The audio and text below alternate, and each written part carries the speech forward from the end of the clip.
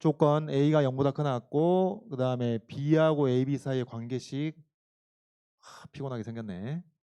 근데 이걸 만족시키는 A, B가 있다. 주어진 A에 대하여 곡선 어우 복잡하게 생겼는데 근데 여러분 따지고 보면 별거 아니에요. 이 곡선 뭔가요? 2차 곡선, 2차 곡선. 2차 곡선인데다가 1차 항도 안 보이니까 이제 Y축이 대칭 축이겠죠. 그리고 이제 위볼인 게 정해져 있고 그리고 A 플러스 2분의 3의 제곱 얘가 꼭지점의 Y좌표겠네. 그러니까 Y절편이겠네.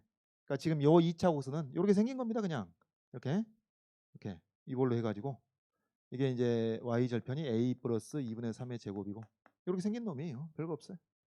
다음에 이건 이제 원이라고까지 얘기를 해줬고 그리고 0, B가 중심이고 반지름의 길이가 B니까 이렇게 되겠네요. X축, Y축이 있으면은 0, B가 중심이고 Y절편이 0하고 2B가 나올 테니까 뭐 이렇게 생겼으니까 그러면은 여러분 이 주어진 조건 부등식 뭐 A가 0보다 크거나 같다는 것은 이제 기억을 하기로 하고 얘는 뭐가 되는 건가요? 이게 뭐겠어요? 바로 두 곡선의 정점입니다. 두 곡선의 정점.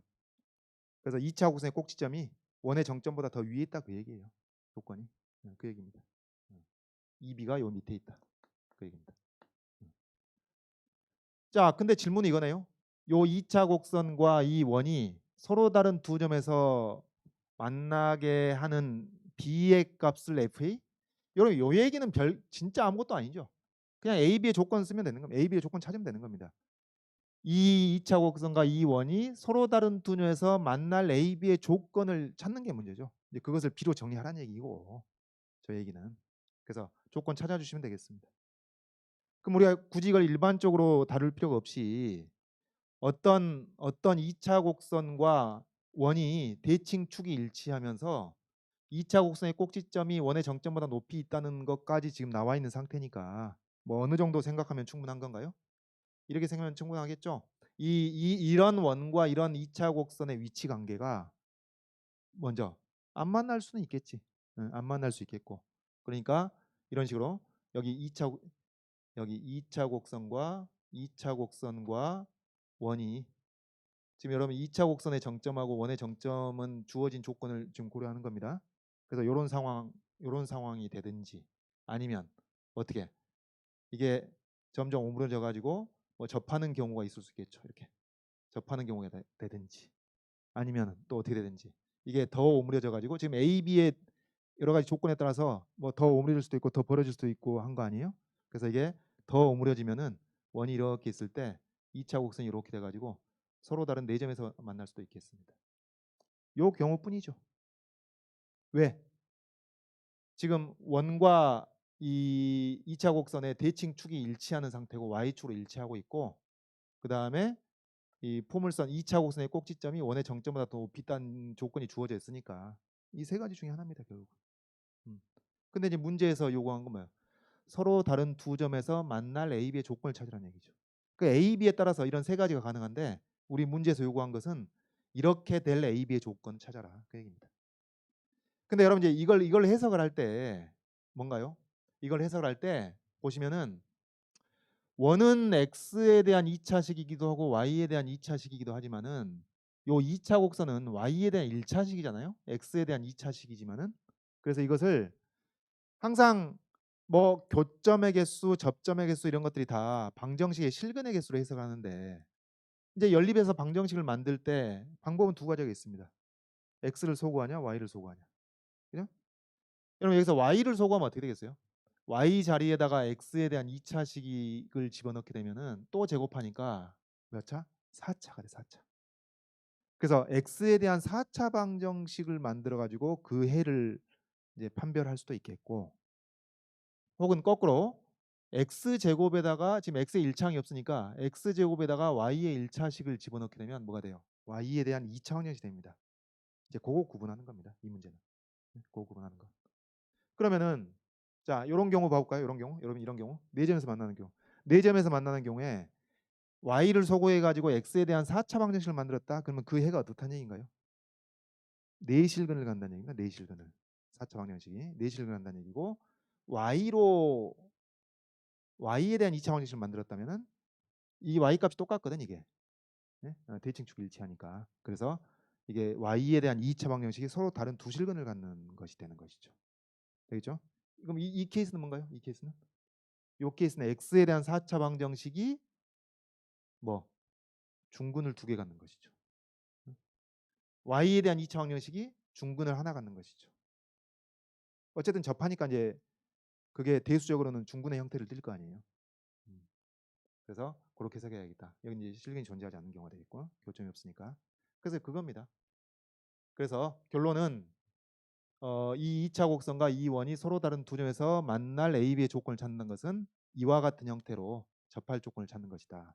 그럼 우리 이것을 Y에 대한 4차 방정식으로 만들까요?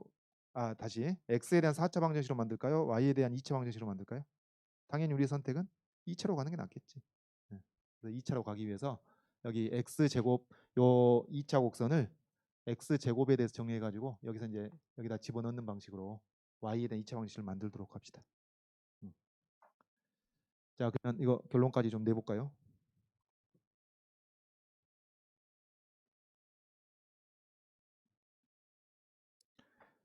먼저 요 식에서 자, 이거 좌변으로 이항해서 a 플러스 1의 제곱 x 제곱 좌변으로 넘겼고 그 다음에 우변에 있던 상수항 a 플러스 2분의 3의 제곱 빼기 y가 되겠고 그 다음 이걸 a 플러스 1의 제곱으로 나누면 x 제곱으로 정리가 될 텐데 또 분수식 나오면 피곤하니까 차라리 요 원의 방정식에다가 이 a 플러스 1의 제곱을 다 곱해버리죠.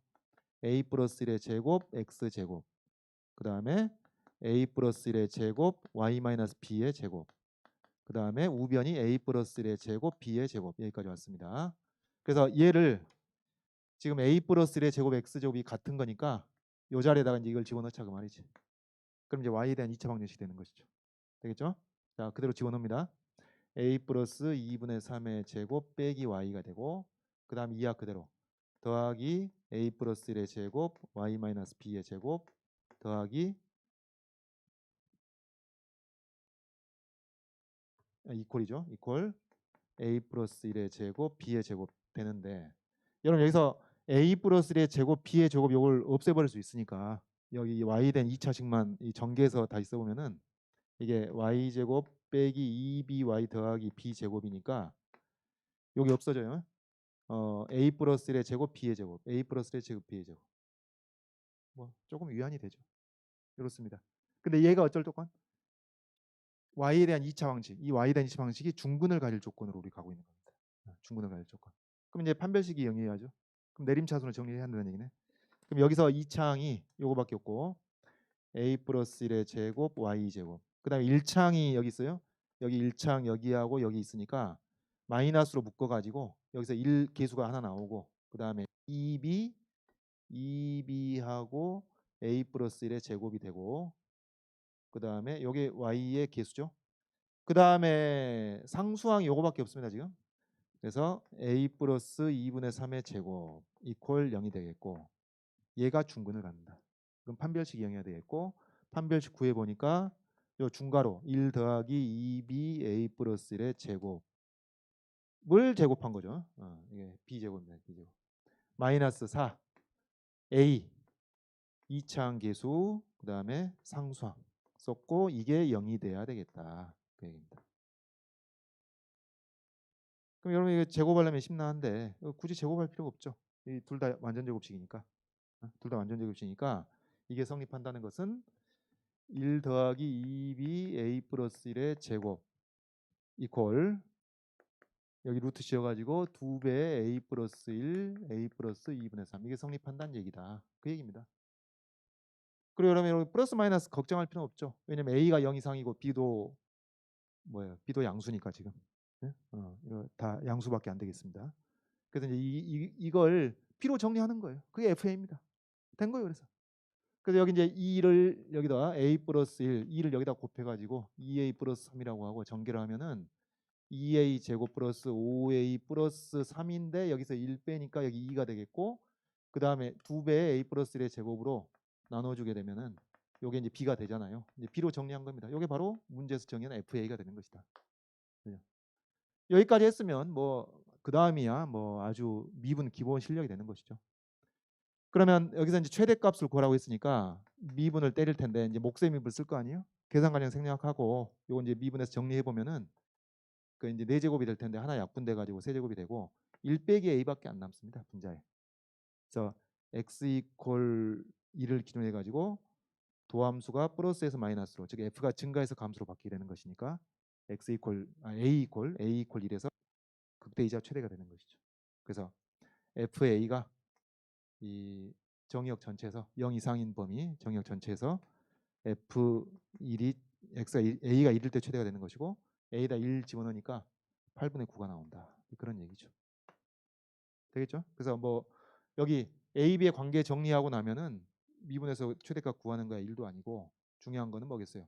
여기서 이걸 y에 대한 2차 방정식으로 이해하느냐 x에 대한 4차 방정식으로 이해하느냐 거기서 이 해 판별에 대한 내용이 달라질 수 있으니까 그것만 주의 하나 하시면 되겠습니다.